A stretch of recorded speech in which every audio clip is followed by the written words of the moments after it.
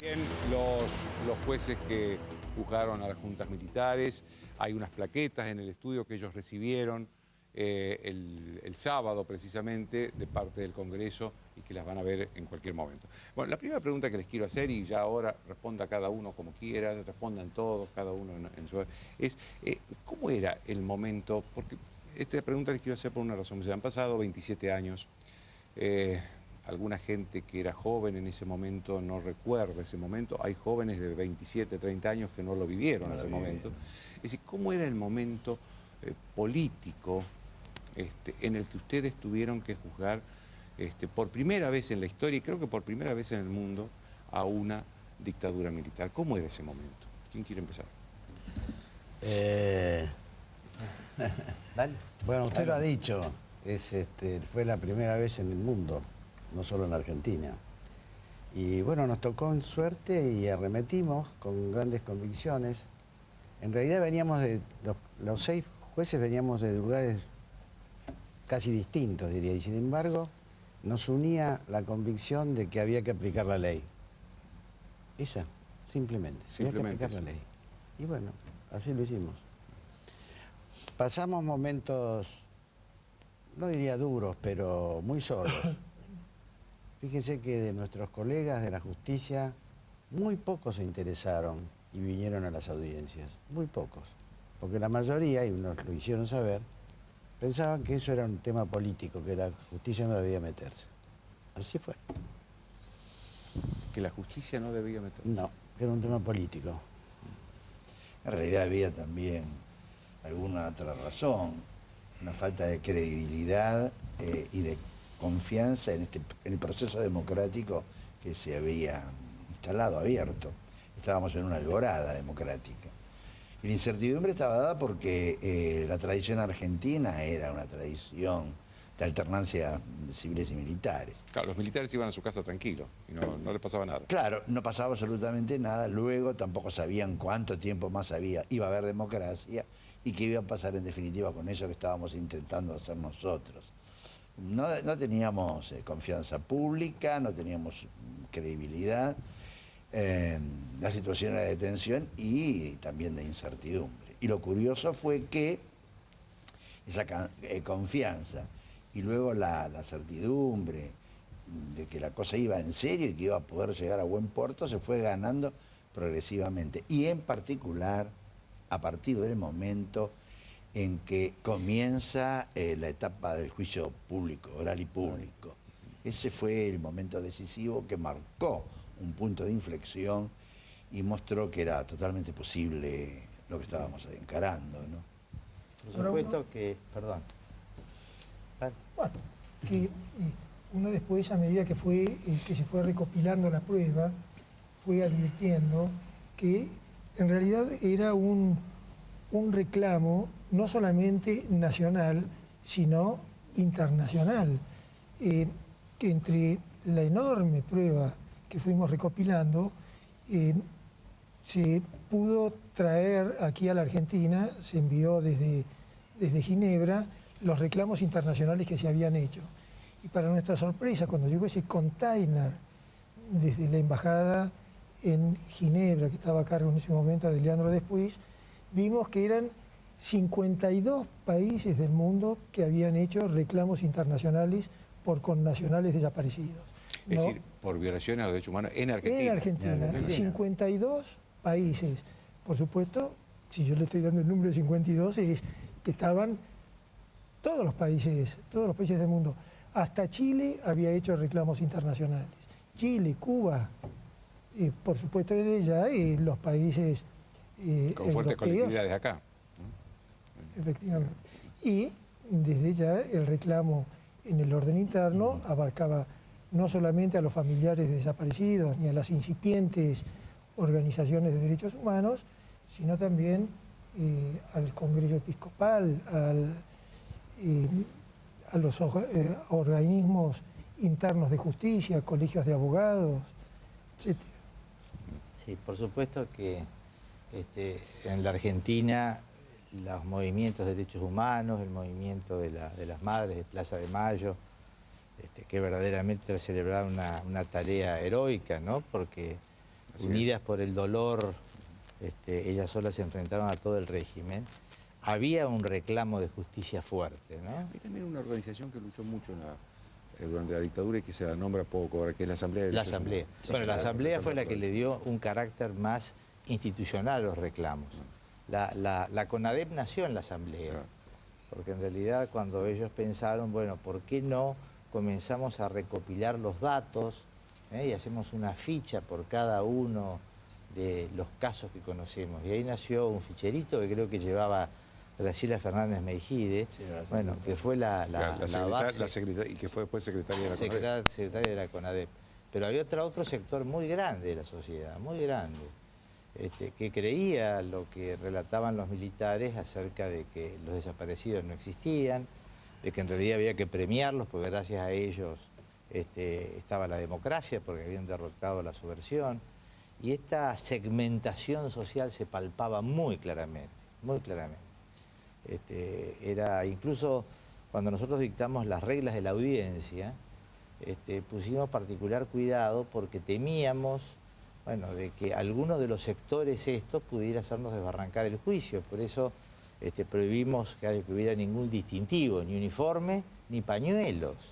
Y por eso tuvimos problemas ese primer día de audiencia, cuando Evo Bonafini nos retrasó mucho el comienzo de la audiencia porque no quería sacarse el pañuelo. Y dijimos, bueno, si no se saca el pañuelo no comenzamos. Bien, los reclamos fueron muy importantes. Hablaba Jorge Barrera de los reclamos internacionales. Yo fui embajada por embajada. En Buenos Aires. Acá en Buenos Aires, a pedir colaboración y a pedir antecedentes.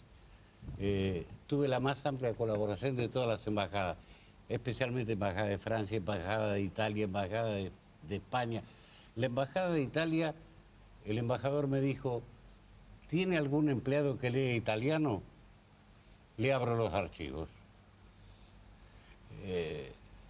Tuve una sola embajada que no quiso colaborar conmigo. ¿Se puede decir Y cuál fue es? la Nunciatura. Ah, Me dijo que los datos eran secretos, que no, no podía. en ese momento. Secreto de confesión. Doctor Ledesma. Vinculado con la situación cívico-militar al comenzar el juicio, yo quiero destacar, y la admiración que nos provocaba a todos también, es la valentía de los testigos.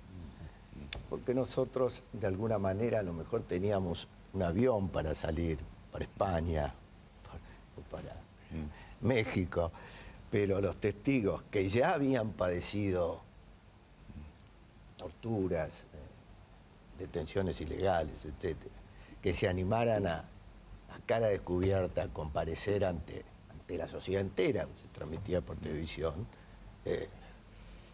había que ser valiente. Y vinculando a esto de los testigos, creo que este es uno de los valores más importantes del juicio, porque si bien él nunca más había abierto el camino de la verdad, el juicio lo puso en público, lo puso Claro. frente a la televisión, contra lo cual nada puede oponerse. Y a partir de eso uno discutía sobre el tema y le preguntaba al que pensaba que en la guerra vale todo, ¿estás de acuerdo que los hechos existieron? Bueno, entonces, no hablemos más. Vos vas a seguir opinando lo que opinás y yo creo que el derecho tiene que aplicarse. A propósito de lo que usted decía, doctor Ledesma, le quería preguntar a cada uno de ustedes, ¿cuál fue el testimonio que más los impresionó? A mí, yo recuerdo mucho, pero por supuesto porque lo conocía, era un ícono del periodismo, el testimonio de Jacobo Timerman, ¿no? Que fue muy sentido, pero bueno, ¿cuál fue usted, en cada uno de ustedes el testimonio que más lo conmovió, que más le llegó? Mire, Sí, doctor, puede hablar cualquiera en el orden que quiera. No importa. yo recuerdo uno, y con nombre y apellido, se llamaba Barjacova. Barjacova, la madre, una mujer muy elegante, muy bien vestida, que dijo que se llevaban gente que jugaba al golf, Dijo, señores, a mi hijo lo sorprendieron armando una bomba. No dijo, mi hijo era la Virgen María. Mi hijo no merecía un juicio como este. Me devolvieron una bolsa de huesos. Fue muy impresionante ese testimonio. Yo recuerdo un testimonio que fue uno de los últimos, o las últimas semanas de la audiencia oral, cuando nosotros estábamos ya curtidos de todo lo que habíamos escuchado, y vino a declarar una chica, una señorita, que había sido enfermera en el Hospital Posadas, de nombre Gladys Cuervo. A esta mujer la habían tenido encerrada, desnuda, dentro de un placar, días y días. La quemaban. Y además la quemaron tanto que no podía mover bien la cabeza. Yo llegué hasta las lágrimas al escucharla. Era terrible. A mí me impactó mucho el testimonio de un abogado mendocino, Bustelo. Bustelo. Bustelo. Fue un testimonio que me impactó porque era un hombre de una gran capacidad de comunicación y entonces a la vez que hacía chanzas, bueno, contaba cosas terribles, ¿no? Porque contaba cuando lo llevaban y le decían, bueno, se daban órdenes. Dice, bueno, hacía sus reflexiones, de repente se puso a gritar y dijo, bueno, y yo decía, pero estos son los militares de mi patria. ¿Dónde está mi patria? Si las Fuerzas Armadas están haciendo esto. En un grito desgarrador, dijo esto. A mí me conmovió mucho ese testimonio, porque lo habían llevado a Mar del Plata, creo, de Mendoza a Mar del Plata. Es difícil decir cuál, ¿no, Joaquín? Pero ahí me vienen a la memoria dos, por lo menos, que fueron, por distinto orden de razones, impactantes. Uno muy conmovedor, Adriana Calvo de la Borde, que dio luz en la Escuela de Mecánica de la Armada y el relato... La comisaría. No, perdón, Pozo Banfield.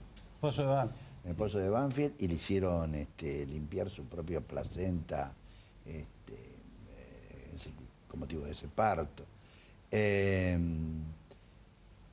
Y fue también un testimonio muy rico, el de Tamburrini, que fue un joven argentino, digo argentino, está radicado en Suecia, creo que incluso es profesor en la Universidad de Uppsala, y estuvo en la Mansión Seré. Y relató, se hizo una película incluso con este caso, él relató la fuga que ellos protagonizaron, él y 3 o 4 personas más que estaban juntos, escaparon desnudos, aprovechando un descuido de sus guardianes y deslizándose por sábanas y demás. Pero lo extraordinario del relato de él es el grado de precisión con que pudo construir mentalmente horas y demás a partir del paso del ferrocarril, que él utilizaba como un punto de referencia, como un reloj cronológico, claro. como un reloj vinculado con los movimientos y desplazamientos que tienen los guardias, etc. Un relato extraordinariamente lúcido y que muestra hasta dónde el ser humano, en condiciones críticas, en situaciones límites, es capaz de usar el ingenio y de poner de sí todo como para recuperar memoria, percepciones, etc. Al solo efecto de individualizar un testimonio, el que recuerdo como conmovedor es el de una señora Avellaneda, madre de un chico de 15 años, madre de Floreal Avellaneda, que ella era la mujer y el chico el hijo de un militante del Partido Comunista, no militante extremista ni nada en absoluto, del Partido Comunista, y va una patota a secuestrarlo. El hombre sabiendo que lo buscan a él, logra escaparse por los techos, y esta patota, como no encuentra a nadie más, se lleva a la mujer y a este chico de 15 años, Floreal Avellaneda. A la madre le empiezan a interrogar bajo tormentos delante del chico para saber dónde estaba el marido, y al chico también lo empiezan a torturar para que lo escuche la madre con las mismas preguntas. La cuestión es que realmente ninguno de los dos sabía cómo ubicar a su marido y a su padre, y lo cierto es que a los 2 o 3 días, este chico, Florial Avellaneda, de 15 años, apareció flotando, muerto, con los peores tormentos, sus manos atrás atadas con alambre, con signos de una violencia atroz, muerto, flotando en las costas del Río de la Plata, en el lado uruguayo. Murió por empalamiento. Y empalado. Empalado. Tenía los signos de esa violación, ¿no? Doctor Ledesma. Bueno, entre los muchos testimonios, algunos me van a ayudar mis colegas con la anécdota. Por ejemplo, Lanuse, refiriéndose al secuestro de Elena Holmberg. No me acuerdo cómo fue la anécdota que respondió con relación a que salían los cadetes los cadetes del liceo. Del colegio. Él se Le reprochaba a enfrentó. Viñones. Él le dijo, yo le dije al general Viñones que era una vergüenza que los cadetes vieran a sus oficiales salir con pelucas puestas por las noches a cazar con gente. capucha. A cazar gente. Encapuchados. Ese era la Fue muy duro el testimonio de Lanuse. Y después los cadáveres flotando. Claro, porque él habló con el comisario de, no sé si de la división Tigre o de la zona Benavides, norte, donde había... Benavides. ¿Cómo? Benavides. Bueno, donde había aparecido el cadáver tiempo después que la estaban buscando a Elena Holmberg, y le recriminó que no haber avisado que había aparecido ese cadáver. Y el comisario dijo, mi general, nos tiran cientos de cadáveres. Claro. Ahora, una pregunta que les quiero hacer después de escucharlos. ¿Cómo repercutió, qué cambios produjo estas cosas en sus vidas, ¿no? Porque claro, aquello fue un juicio que llevó un tiempo, y los que tal vez se sentían conmocionados por eso podían dar vuelta la cabeza y no escucharlos, ¿no? No mirar a otro lado. Ustedes no, porque ustedes tenían que escuchar todos los días esto para poder juzgar y condenar. ¿Cómo cambió sus vidas esto? ¿En qué sentido? Hable el que quiere, si el que no quiere no hable, ¿no? Bueno, yo terminé separándome de mi señora, no tiene nada que ver ella con este drama, pero de alguna manera ¿Usted cree que eso influyó en la separación? Sí, yo me volqué durante esos 2 años absolutamente a ese juicio. Incluso le dije a mi mujer, cuando terminamos, digo, ahora me puedo morir. Ya está. O sea que tiene que haber habido una influencia importantísima. ¿Alguien más quiere hablar del tema? Es difícil reconocer en signos exteriores, ¿no? Porque en realidad son procesos que muchas veces van por dentro. Estuvimos nosotros no solamente sometidos a una enorme presión, sin que esto lo dividiéramos claramente, pero la necesidad de poder terminar, de poder juzgar, la obsesión que teníamos de que se respetaran estrictamente. Fuimos muy escrupulosos para que se respetara el debido proceso, y a la vez el estar en contacto con el horror. Pero horror en el que uno dice, ¿cómo puede llegar el ser humano a cometer degradación de esta naturaleza?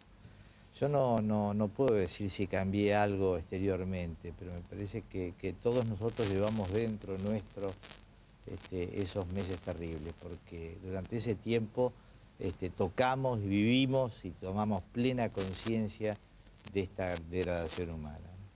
Tuvimos algunos episodios que traducían claramente angustia. Hemos tenido ataques de risa. Hemos tenido que suspender una audiencia porque rompimos a reír a raíz de un ayudante de portería que hablaba en un italiano Cocolici. El hijo de Fernando. Sí, un chico de 17 años también. Yo el año siguiente, en la audiencia del juicio a Camps, me debo haber levantado como 10 veces de la audiencia a ir a mi despacho para reírme solo. Entonces, evidentemente son síntomas de angustia, ¿no? Y finalmente, en diciembre del 86, me vi compelido a renunciar. Yo creí que que me iba a morir en la justicia o iba a jubilar en la justicia. Y no podía seguir un minuto más. Yo tampoco. A mí, a mi pedido, por supuesto, me mandó Alfonsín como embajador para derechos humanos a Ginebra. Pero es que yo ya había llegado al tope de mi carrera y digo que voy a volver a condenar en la justicia federal carteros porque no entregaron a tiempo la correspondencia o la tiraron. Dije, esto, a mí la carrera judicial se acabó. Y yo pensé, como dice el edema, que iba a terminar en la justicia. En realidad los efectos han sido para todos iguales, porque los 6 hemos vivido, y nuestro recordado amigo Andrés D'Alessio, hemos vivido esa misma repercusión de los dramas ajenos que terminan haciéndose propios. Pero en el caso mío me llevó a hacer una propia definición de lo que es una violación a los derechos humanos en el todos los días. Y lo que yo me fui dando cuenta es que uno de los aspectos de estas violaciones a los derechos humanos es cuando el particular frente al Estado está convencido de que no es oído. Eso es lo que me transmitió tan profundamente el recibir estas audiencias, cuando los familiares contaban que iban a las comisarías y el mismo personal que 2 días antes le había aceptado un plato de comida, le había aceptado un abrigo para su pariente preso, al día siguiente o a los 2 días, esa misma persona le decía, no, ¿cómo? Esta persona nunca estuvo, de los que después desaparecieron. No, era una experiencia durísima porque una de las cosas que, por lo menos en mi caso, más me conmovió fue la verificación de que por motivos de venganza desaparecían familias enteras. Yo no puedo dejar de mencionar siempre el caso de Tarnopolsky, que acaba de salir un libro, donde por haber puesto supuestamente una bomba en el quincho de la Escuela de Mecánica de la Armada, el soldado conscripto, hicieron desaparecer su madre, su padre, su abuela, en fin, se limpiaron a toda una familia. Y el caso de Bettini, el actual embajador en España. Paradigmático en ese sentido. Quedaron solo él y la madre vivos. Lo cual a uno lo sumía en esta gran dolor, congoja y hasta, hasta dudas en el sentido de si, dada el horror y la magnitud de estos casos, en qué medida eran justiciales, cómo nosotros podíamos desde la justicia, con las herramientas convencionales, etcétera, dar satisfacción a la demanda de justicia. Claro, porque a nadie que hizo los códigos se le imaginó tanta crueldad. La banalidad del mal de Hannah Arendt o el mal absoluto, el mal radical de Kant, ¿no? Es decir, cuando son grados de maldad tan infinitas, que escapan de la escala humana, ¿no? No, pero supongamos que son horrores de la guerra.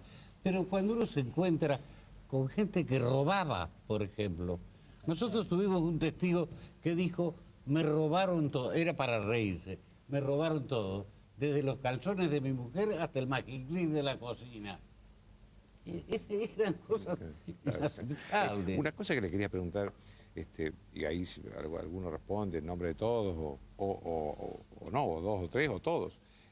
Si en ese momento ustedes recibieron presiones políticas, militares, presiones, digamos, para juzgar o fallar, condenar en un sentido o en otro. No, dice. Yo tengo que decir, porque estoy obligado a decirlo. Yo fui a ver al presidente Alfonsín un día antes de la primera audiencia por un problema personal. Y en un momento en que todavía creo que se discutía si el Poder Ejecutivo podía o no dar instrucciones a los fiscales, me acompañó hasta la puerta y me dijo, yo no tengo ninguna instrucción que darle. Haga lo que quiera. No se vuelva loco, me dijo. Tarde, presidente, fue la respuesta, pero le digo, eso me impresionó. No tengo ninguna instrucción que darle. ¿El testimonio de trasero lo comparten todos? Sí, absolutamente. Sí. Vivimos la presión de las circunstancias, que era una de las peores presiones, porque por todo lo que hemos venido comentando aquí. No, y además porque estaban los militares, estaban enteros. Pero en ese por momento. supuesto, es lo mismo que usted dijo al principio del programa. Había Falcon que circulaban y había Falcon que nos seguían y miraban nuestras trayectorias, derroteros o lo que estábamos Pero haciendo. realmente yo debo aclarar que yo no solamente no recibí nunca ni una amenaza, sino ni siquiera un llamado telefónico, de ninguna clase. Y yo vivía en provincia, en un barrio de casas, en donde el Estado me había puesto en el terreno baldío al lado un patrullero. Pero el patrullero no tenía motor y los canas dormían en el patrullero, es lo único que hacían. Pero la verdad que yo no recibí ni presiones, ni sugerencias, ni nada, ni siquiera bromas. Pero a D'Alessio le pusieron una Bomba, y bomba. tuvimos muchas llamadas de bombas a Sí, la cámara. permanentemente. Era otro ambiente, era otra Argentina. Era un Pero- momento mágico de la Argentina. No, pero Ustedes estuvieron, yo no lo sabía, pero ustedes estuvieron amenazados en la primera audiencia. Sí, pero no le- Pero de todas Resolvieron- maneras, en lo que hace a estas cuestiones de presiones políticas, nosotros estábamos muy convencidos sobre lo que teníamos que hacer y se creó un muy fuerte espíritu de cuerpo acerca de cómo tomábamos las decisiones y con toda sinceridad la política judicial la mejor tribunal. Es decir, nosotros no íbamos a permitir que la política del juicio, por así decirlo, la resolviera nadie más que nosotros. Déjenme hacerles una última pregunta.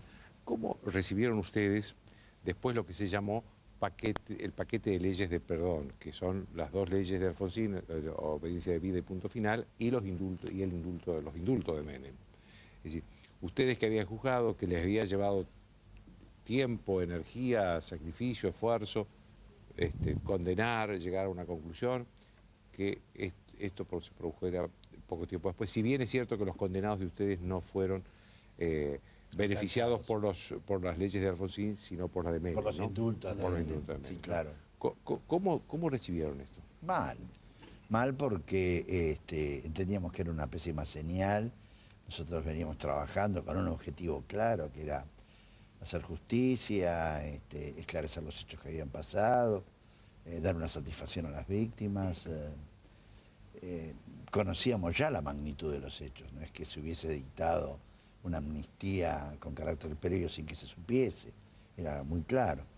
De modo que estas dos leyes que tenían diferentes alcances y significados, bien que, y esto lo explica con claridad Alfonsín varias veces y en un libro en particular, fueron el fruto de la presión enorme e irresistible que La sublevación la militar. sublevación, de claro, la Semana Santa sublevación del militar, 87. etcétera, encontraba una justificación en eso. Pero para nosotros, como jueces que veíamos malograr nuestro trabajo, impedir que se continuara con eso, nosotros dictamos un punto, que fue punto 30 de la sentencia, en donde dijimos que había que seguir adelante e investigar otras responsabilidades diferentes de las de los comandantes que habíamos juzgado nosotros, que había que seguir para abajo en la cadena de mandos, y así se empezaron a abrir nuevos expedientes y nuevas causas. Esto tendía a clausurarse y en realidad, y a decir verdad, la verdadera causa por la cual se dicta la primera de las leyes, la de punto final, es el efecto que produjo las citaciones a prestar declaración indagatoria, que empezaron a disponer los distintos jueces como modo de acelerar los procesos.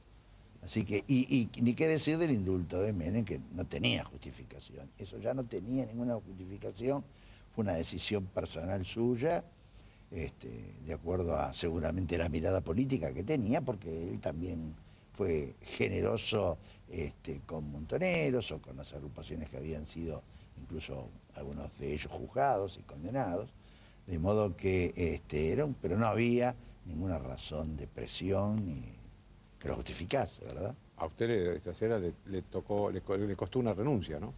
Los indultos le costaron una renuncia. Sí, bueno, claro, lo que pasa es que más allá de posiciones éticas, yo era embajador para derechos humanos y tenía que defender, como embajador tenía que defender esa política que no podía defenderla. Yo no podía defender los indultos. Claro. Entonces renuncié. Y eso que Menem me había confirmado el cargo, porque yo era embajador político, yo cesaba con el presidente Alfonsín y Menem me confirma el cargo y yo renuncié y regresé.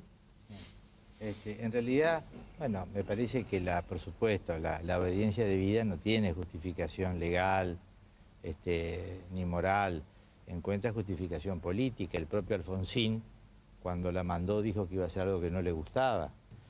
Y es el propio Alfonsín el que años más tarde, él está de acuerdo, primero cuando el Congreso deroga y luego con la anulación. Bueno, él hace manifestaciones públicas de que veía... Las condiciones han cambiado, dijo. Que las condiciones cambiaron y que él veía con satisfacción que se pudiera reiniciar el camino de la justicia, en el que creo que él no hubiera querido apartarse. Por supuesto, nosotros en nuestro papel de jueces, sí, claro que lo vimos mal. Fíjese que cuando se produce el levantamiento de Rico de Semana Santa, la semana siguiente nosotros teníamos llamada a la audiencia oral y pública por la causa de la Escuela Mecánica. Teníamos 39 detenidos en prisión preventiva rigurosa. Si no hubiera habido Semana Santa, no me cabe la menor duda que hubiera habido en el año 1987, seguramente para julio, sentencia en la causa de la Escuela Mecánica, que todavía no se ha juzgado del todo, se ha juzgado un pedazo. Claro. ¿Alguno más quiere opinar sobre esto? Está todo dicho. Bueno, les agradezco a todos que hayan estado acá esta noche. Muchas gracias. Gracias. Una pausa.